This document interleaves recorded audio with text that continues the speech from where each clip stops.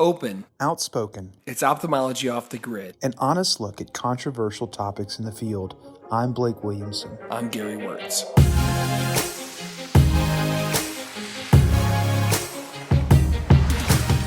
Hello, and thank you for listening to another episode of Ophthalmology Off the Grid.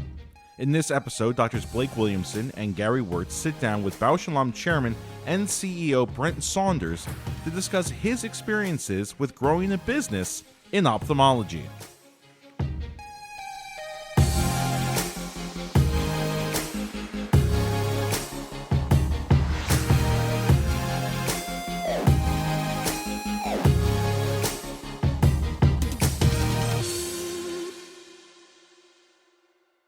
Support for this podcast comes from Bryn Mawr Communications. BMC produces a number of informative podcast series spanning a variety of topics in ophthalmology. Discover a new show at itube.net/podcasts. Welcome to another episode of Ophthalmology Off the Grid. I'm here with my co-host extraordinaire, the man, the myth, the legend, Dr. Gary Wörtz. Gary, how you doing, buddy? Man, I'm great. I'm super excited. I've been looking forward to this interview for, I guess, as soon as we had the idea. And, I'm excited about all of them, but particularly excited to welcome our guests. So why don't you give us a little introduction? I'll let you go for it. Yeah. So for folks who've been listening along, this season is all about, it sort of has a business focus. So we could be talking about IOLs. We could be talking about, drugs. We could talk about all kinds of different things within ophthalmology, but this season's all about business and sort of how to grow your business and how to grow your brand. And so whenever Gary kind of had the idea of this season's focus, literally the first person I thought of was Brent Saunders. And I'm so happy to have him with us. I started DMing him on Instagram, and after like the third DM, he's like, "Hey man, can you tag my assistant in this? Because I don't know that I can book this based on an Instagram DM." So my millennial flair is kind of showing, Brent. I'm very sorry about that, but I'm so glad that we got to wrangle you on here. Well, maybe the wasn't your millennial flair. It was my old flair was showing. But, I get so many DMs, and by the time I saw yours, so it floated up or whatever, because I don't respond to all of them. I try to, but I don't always do. I was like, how do I book this? I got to go to the calendar. I can't figure that out. I got to let my assistant sort this out. I love it. I love having you on here. I heard about you way back in the day. My father was a huge crystal lens implanter. You were at B&L doing your first stint. I've seen you speak at ACOS and Aspen on various panels, and I echo Gary's sentiments. Always kind of admired your professionalism. And Gary, this man, Forbes magazine called him Wall Street's drug dealer. I'm not sure if you've seen him on the cover there. In my research for the episode, I saw that. I said, this is just bad. So I thought that was cool. My mother didn't, by the way. My mother didn't like that title. So. That's funny. Brent, I'd love to just, while we've got you on here, I want to make the best use of our time. You, I'm sure, have a number of life experiences and pearls. We kind of see you in the public eye, but can you just give us a little bit of backstory, like the Brent behind what we see? Growing up, just what was your family like? What got you into going this route to becoming a CEO? How did this even start for you? Is this always the dream, or is this something that one thing led to another and here you are?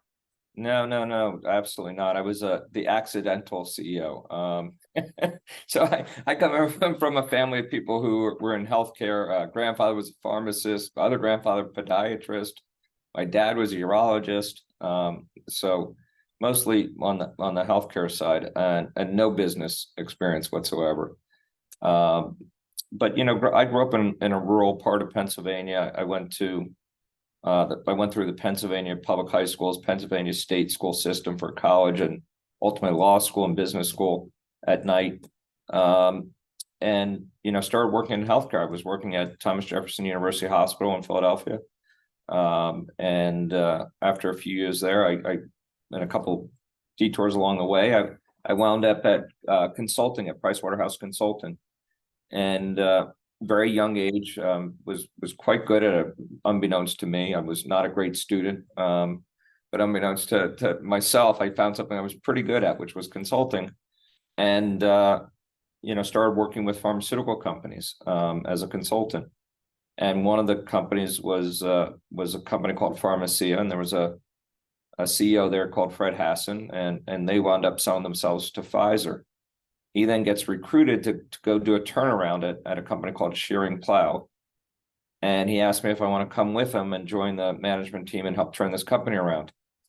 And in many ways, with the benefit of hindsight, it looks like a really simple, easy decision. Of course, you would jump on that. But he literally offered me, I just had gotten married. I just had my first baby. I'd bought my first house. And financially, I was doing really, really well. He literally offered me about 25% of my salary to come do that, of what I was making at the job I was really good at. And after a lot of soul searching and a lot of consternation, I said, screw it. I want to really learn business. I've been advising. I'm on the other side. I'm young. I really want to work the other side. It will make, if worst case, it will make me a better consultant if it doesn't work out. And I went there and I just, worked my ass off for this guy for 8+ years and rose all the way up to president of the company. Ultimately, Merck bought the company, and that's where they got Keytruda from, their biggest drug. But my last job there was president of the global consumer business. So I ran products like Claritin, Coppertone, Dr. Scholl's, Miralax, you name it, anything in the drugstore. So it was a really great experience. I got to launch those all over the world, US, China, Europe. Really, really great experience. That sounds like a fellowship in high level management. We talk about fellowship as something. You say that, Gary, but I will tell you, I traveled 300 days a year for 8.5 years. I didn't sleep. I had all sorts of health issues. I gained a lot of weight. I mean, when I think that, it's a cliche to say, but I don't think young kids know what, I would say, but what I went through, it's kind of like you guys going through residency. Right. Right. Old school residencies. Like what I went through was kind of like that. And look, at the end of it, it trained me I thought to be a CEO. And then I got my first job as a CEO immediately thereafter at Bausch Lomb the first time. And that's how the journey all began. But I still see that guy who hired me. He was my mentor. In fact, I had dinner with him and his wife. My wife and I had dinner with him Saturday night, and just a Saturday. So he's still a mentor. And I think that, there are a lot of lessons there, but one of them is the value of a great mentor. Sometimes you see people, and Brent, I consider you a very young, successful CEO. And I'm sure that a lot of people don't know that span, that 8-year span, but there's always not young enough to respond to a DM.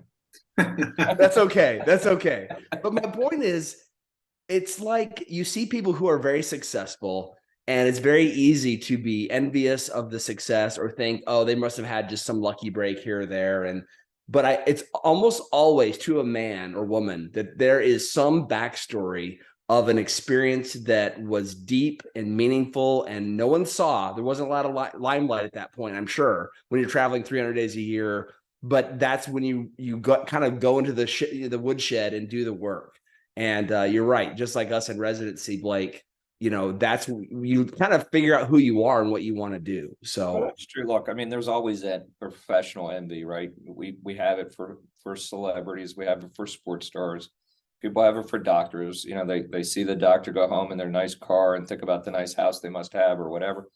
What they don't realize is the immense amount of work and sacrifice that it took to get there. And it's not that, no one's complaining, obviously. We did it with knowledge. I would do it again. So it's, these are first-class problems in many regards, but there's no shortcut for hard work to be good at anything. Exactly. Yeah. You mentioned, that sort of vignette that you mentioned highlighted the importance of a mentor, but also highlighted the importance of risk-taking. And it seems like that was a big risk, 25% of your salary to go do that, and it worked out. But maybe it doesn't always do that. Is there a time that you can think of where you made a big mistake within healthcare? Do you have something in your mind that you think that, gosh, I wish I could have taken that back if there was one thing you could do? Oh gosh, yeah. I mean, I've got more than one. I have plenty of them. I have a saying. I actually just used it today at a team meeting here at Bausch Lomb. I said I'd rather fail for trying than for watching. Right. So I am a huge bias for action. Like, let's try things. I I would beat myself up like you wouldn't believe for letting an opportunity pass me by. I will sit back and diagnose and try to figure out the errors I made from trying something. And so I'd much rather fail for trying than fail for missing, if that makes sense. So you're an action first kind of guy. I am, but look, I think there's value in even your mistakes because you learn. Right?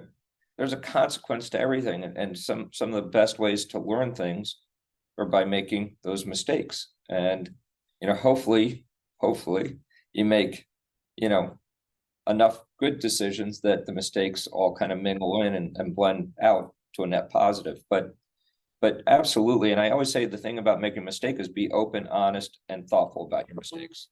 You always get in trouble when you hide your mistakes, right? And so that's it. But to answer your question more directly, like, gosh, I thought I was like the smartest consumer healthcare marketer in the world, and you guys may have remembered Oprah had a segment on TV where she introduced the neti pot to America when they were suffering from colds, and so we take isotonic water, they put up one nostril and down the other nostril, right?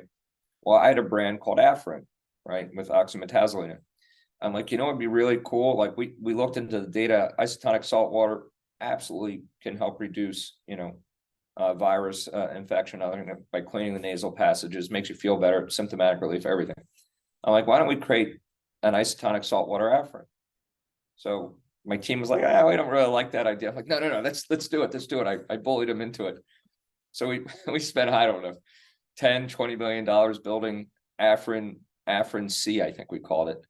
We launched it, put it on TV, everything. I think we sold like 2 units. Like no one thought of Afrin as a natural isotonic, but it really made me think about like the value, like a brand has an identity and you can mold that identity, but you can't just wholesale change it, right? Afrin is a heavy medicine and oxymetazoline brand, right? People know you get rebound, you shouldn't use it too often, right? Like there's issues there. And so trying to create a natural, product in that brand just probably wasn't doable. But I learned a lot about, in that moment about the value and personality of brands. I'd like to ask a question.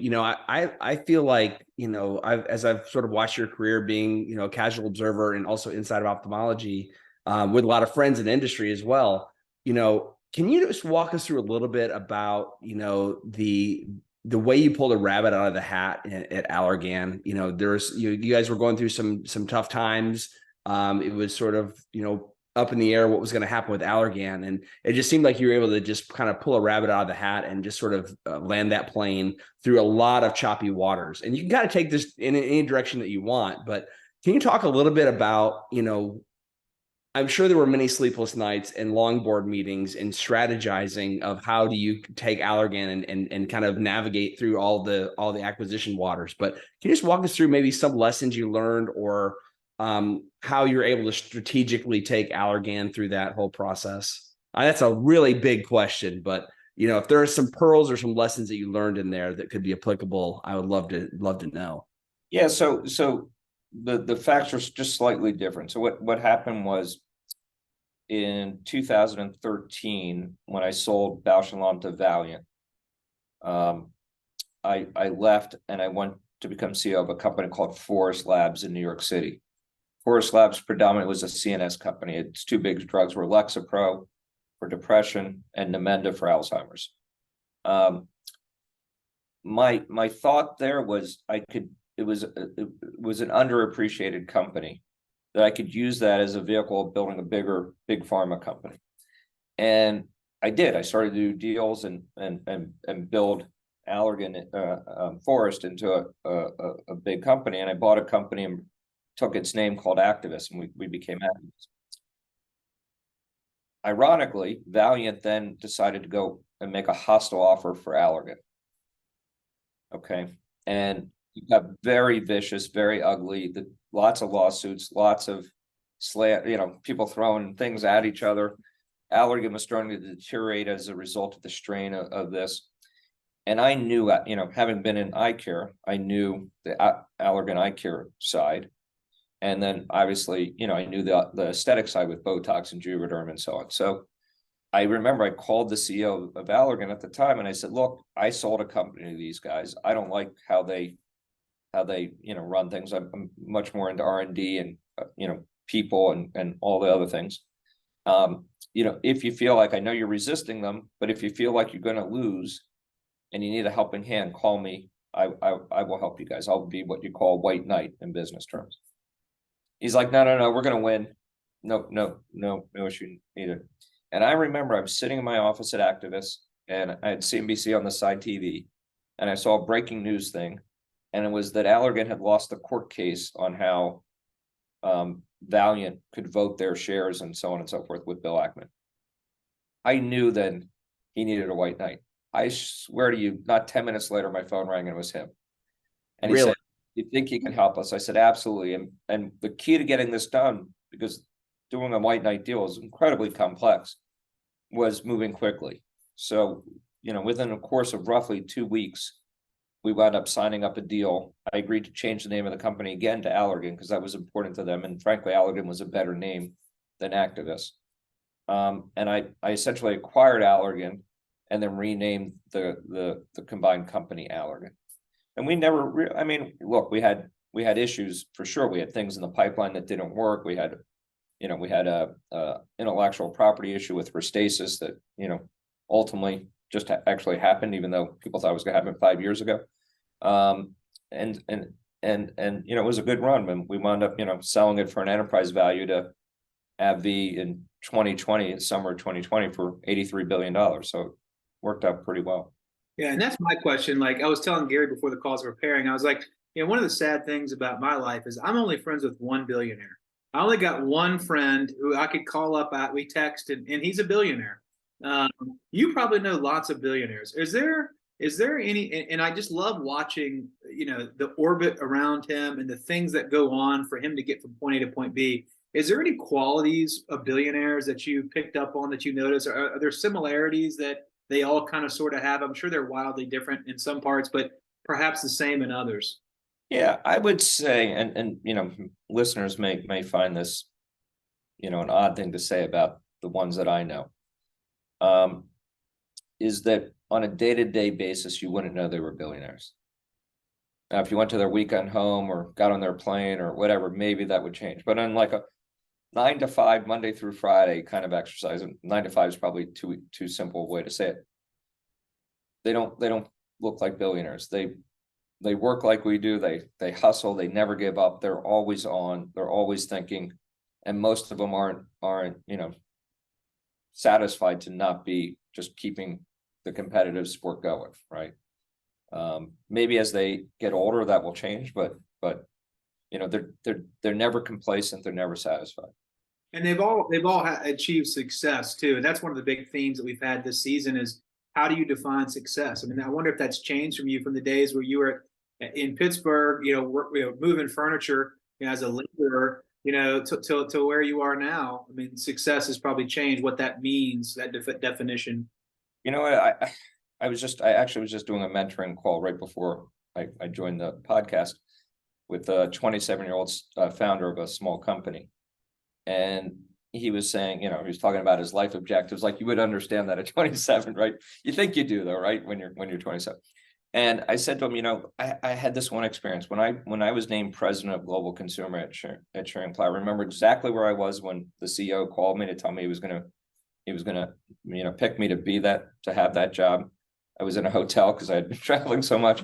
But I remember saying, I was by myself. I remember saying, I'm gonna go down to the bar. Like I am elated. I felt like my heart was like, I finally made it. Like, holy shit, this is really happening to me. All my hard work is paying off. And I got to tell you, 15 minutes later, it all went away. And all I wanted to do was work again. And I realized very quickly to myself that wasn't my goal. My goal wasn't to achieve a status or a amount of money in the bank account.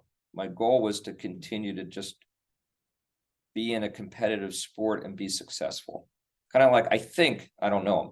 I think that's why Tom Brady doesn't retire, right? It's not, or didn't retire, right? It's not that he wanted to, he didn't win enough Super Bowls, or he didn't have enough accolades, or he didn't have enough success or enough money. It was, he didn't want to stop competing. right? And what he did well, right? He wanted to stay in that game and continue to do what he did well, and was scared that when he stopped doing that, he wouldn't know what else to do. And that's kind of that's what I learned about myself, which is why I haven't stopped, right? No matter what, I don't stop, because I don't enjoy, look, of course, everybody likes to make money, and having a, whatever number in your bank account you want to have is security for you or your family and your dreams. But I don't want to minimize that, because that's always an element of something. But I used to think back when I was younger, if I just had so much in my bank account, I'm just going to stop working. I'm going to go on vacation and road trips and this and that. That's not the goal. That's not my goal, at least. And I don't think it's most people's goal. You want to make a difference. You want to, be relevant. You want to be, for me, I love team sport. Like, I'm a team sport. I think business is a team sport, right? Being part of this, being back at Bausch Lomb, being part of the team, like, we're a bit of a David and Goliath kind of story in the eye care, industry. I love that. What a great setup. What it motivates me 24 hours a day, 7 days a week. Like that, I love. So Blake and I were talking about this also. Is there something special about eye care for you that makes you? Because I assume that, Brent, with your resume, you have probably had offers in a lot of different areas outside of ophthalmology, but it seems like ophthalmology, you keep coming back and making a difference in different companies in different ways. Is there something about ophthalmology that particularly drives you to kind of keep coming back to it? And we're glad you are. I'm just curious. Yeah. Well, I thought about that once. I'll give you two quick anecdotes. One when I was leaving Schering-Plough and before joining Bausch Lomb, first time, I was approached by a headhunter representing a nationwide retailer we would all know, looking for a CEO. And I interviewed with the board, and they offered me the job. And it was more than what B&L was going to pay me as well. Not significantly, but a good step up, right? It was a noticeable difference. And I remember going to sleep that night thinking to myself, I'm probably going to take that retail job just to try something different, get out of healthcare. And then I was thinking to myself, I just want to sell things. Like, do I want to sell pencils and paper clips and other things? Or do I want to make something that helps people live their lives better? The beauty of, say what you want about pharmaceutical companies or whatever. I get the cynical view of it all. But the reality is, most people at Bausch Lomb, most people at any other pharmaceutical company or healthcare products company come to work to make something that's going to improve somebody's lives in some small way, right? Whether it's through your hands as a doctor, and we give you a tool that helps you do it better or not. But it sounds a little corny, but it's really rewarding to be a part of something like that. And so even like, I remember we launched a drug for atypical antipsychotic called Vraylar. It's a pretty big drug now at Allergan. I worked years and years, and we took a lot of risks on that.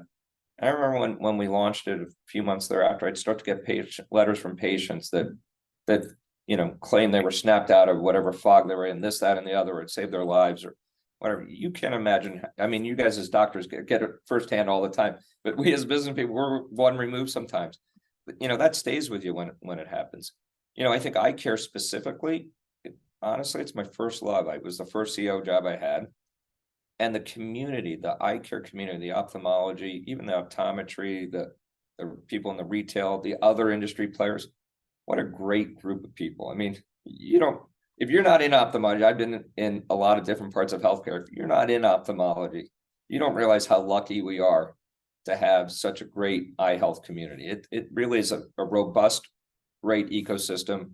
And yes, there's some competition, that and whatever, but everybody's trying to move the ball in the right way to create innovation to help patients. And it's just awesome.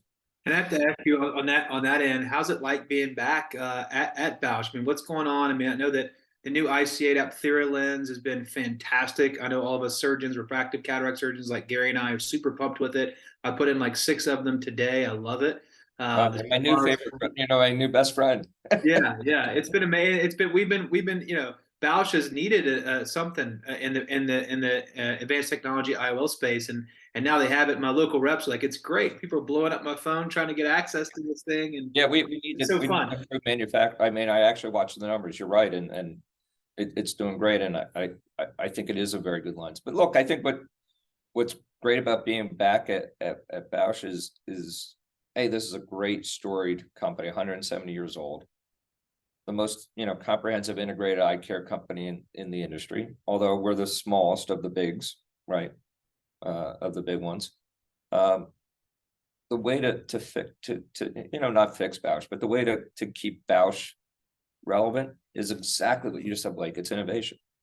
And that's what's so much fun about this job. Like, you get a great product, and this community, the community of ophthalmologists, you guys jump on it because you want to get a better outcome for your patients.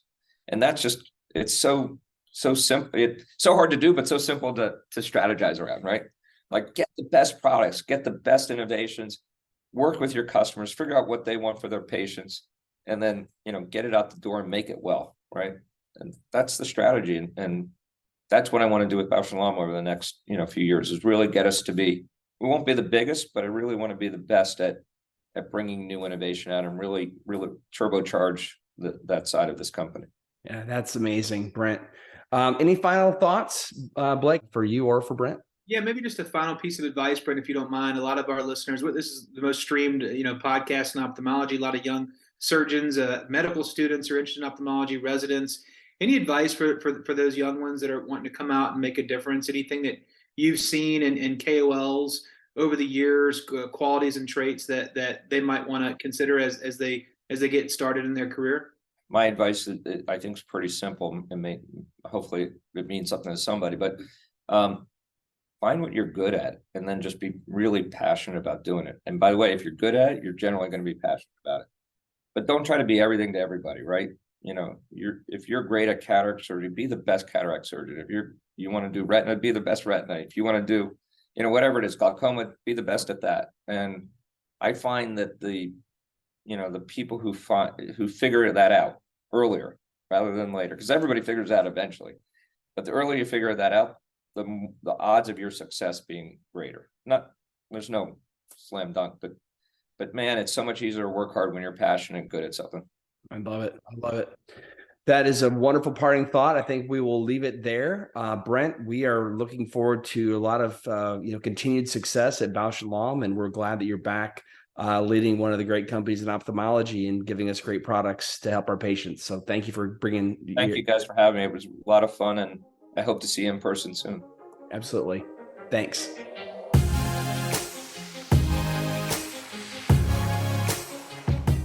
Once again, thank you for listening to another episode of Ophthalmology Off the Grid. And thank you to Drs. Blake Williamson and Gary Wörtz and our guest, Brent Saunders. Stay tuned for the next episode to delve further into how to grow a business in ophthalmology.